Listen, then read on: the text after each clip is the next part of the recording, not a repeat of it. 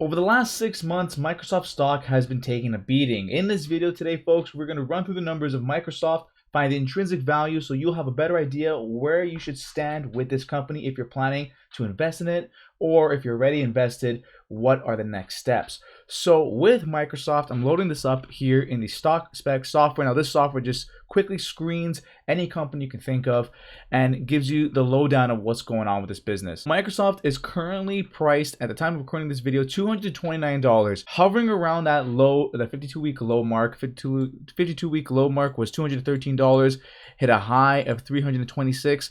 So yeah, we are on that low side. It's currently down today at the time of recording this video, but we are ranking this company pretty high. Take a look at this score, 9 out of 10 here on the financial evaluations. Now what this software does, it takes a look at the company's financial statements, the cash flow statements, income statements, grades it out of 10 based off certain criteria that the company has met.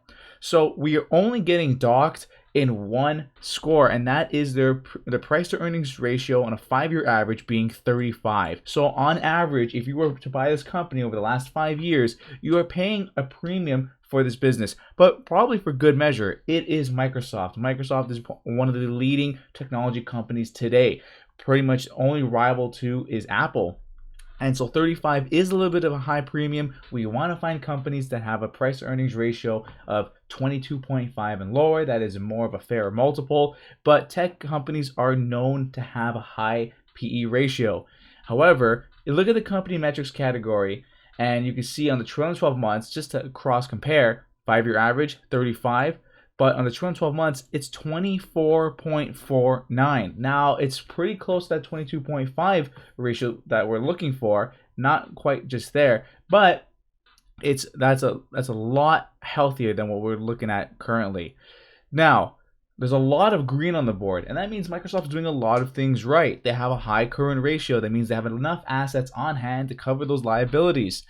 There's the return on equity average is currently at 36.53, and that's relatively high. We want to find companies that have a 15% or higher return on equity, and that's well above that threshold. And even if you just compare it to the trailing 12 months, trailing 12 months is currently at 42%. That is astronomically high. Their EPS growth is up by 800%. 6.18 is their average EPS that they've been reporting, and currently it's at 9.32. Just to keep that in mind, folks, higher EPS, lower price to earnings ratio. That's something you want. If you have a higher EPS and a lower price to earnings ratio, you are in good hands. The debt to equity is 35.14. It's great below that 50% threshold that we're looking for. That means that they're leveraging their capital through equity and not taking on debt. Something we want to see as we are approaching a recession, as well as they've been buying back shares, so the share dilution is down, the net income is up, the free cash flow is up, the return on invested capital is sitting at 23.97%. Phenomenal numerics here, guys. That we want to find companies that have a return on invested capital above 10%, and they are well above that, as well as their revenue growth is up over the last 5 years. So Microsoft is doing a phenomenal job on the financial side, but the company's stock price is down. So if you are a long-term investor, this is something to get excited about, because now you have this phenomenal company going down in price. That signals to me in my head, and it should signal to you in your head as a potential sale. Now I'm looking at the other metrics here. The Altman Z-score is 7.72, where we want to find companies that have an Altman Z-score of 3 or higher. They are well above that. They are well above that threshold, and that indicates to us how safe they are from bankruptcy. If you had any doubt if Microsoft was in any danger, you can relax and be at ease. 7.72 is a phenomenal score. Piotrowski score is also 7. It compares the return on assets and other metrics from a year-to-year basis. The highest score you could possibly achieve is 9, and they are currently sitting at a 7. And if you're interested in getting the software, follow the links in the description box below. 7-day free trial. It's a phenomenal tool that I like to use to analyze companies and get the lowdown instantaneously, as you're currently seeing. So Microsoft is doing a lot of things right, as we discussed. They pay out a dividend of 1.1% yield, so 1.11% yield.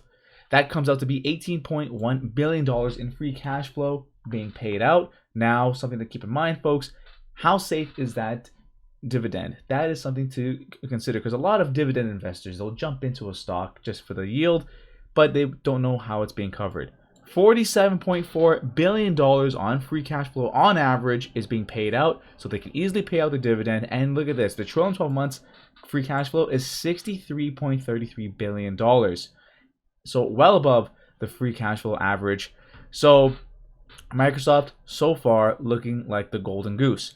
However, we got to figure out what this company is worth today and what we should be paying for it, because ultimately, as great as this company looks and the price is going down, we don't want to overpay for this business. So I'm going to go do a 10-year analysis. I'm going to fill out these lovely boxes here, and we're going to find out what we should be paying for this company today.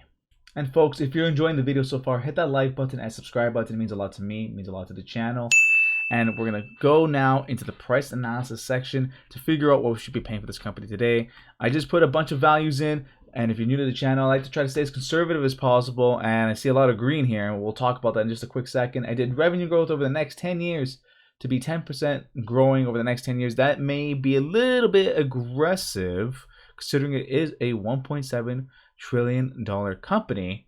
But let's see how low this company can go. Profit margin, I kept it pretty much the same using the historic numbers. I gave it a little bit of a haircut, and I stayed closer to the 10-year average. Same thing with the free cash flow margin.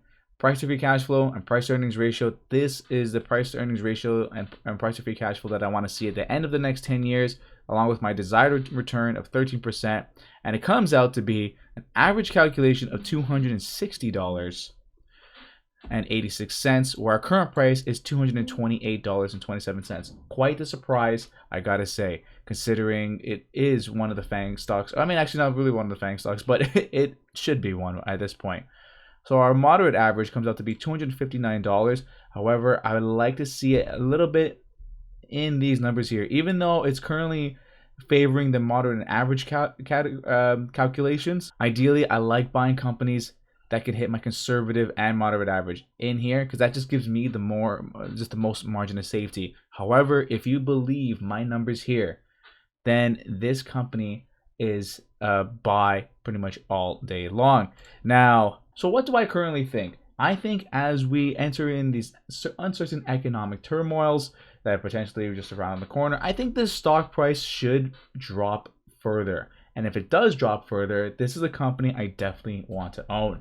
So $260 on average calculation, that might be great for you. However, I need, if this price can get down to 200, just around the $200 mark, currently it's at 228, I would be able to sleep better at night. It might be a bargain right now, but maybe I'm being a little bit too greedy, but that's where I kind of want to see it, just to give myself that ample margin of safety going forward, because it is a $1.7 trillion company. I can't assume it'll grow as quickly. That being said, I might want to reduce my revenue growth numbers. So let me just chop that up a little bit. Let's go 7, 8, and 9 on the high side and see what that comes out to be. Obviously, we probably won't knock it out of the park here. Yeah, so 197. I was kind of right, in that $200 price range. So right now, Microsoft, phenomenal business, but it needs to come down in price. So anyways, folks, that's the video. If you liked it and you haven't done so already, hit the like button, subscribe button. I will see you in the next one. Write down a comment down below of a company you want to see analyzed. And I'll see you in the next video. Thank you.